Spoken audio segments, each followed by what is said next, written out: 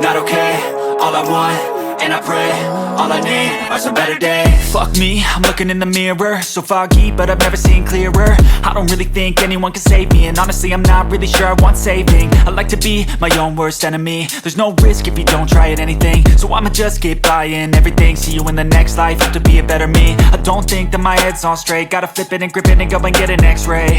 What's wrong with me? I just feel weight pushing on my chest and it squeezes till I suffocate. Better change my mindset, meditate. It's pretty cool that I'm alive and have better days. I could walk, see, hear, I should celebrate. Think I could change my mind, maybe elevate.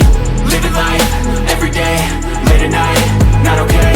All I want, and I pray, all I need are some better days. Yeah, all I need are some better days. Cause all I want, and I pray, I believe in the better days. I'm kinda stuck between a rock and a hard place. Do I work hard or live at my pace? You're only young once, yeah that's all great, but I also want a future where I'm okay. Living life is doing lots of cocaine. Wait no, it's living with no shame. Wait no, it's sleeping in on Sundays. I guess it's different for each of us and that's okay.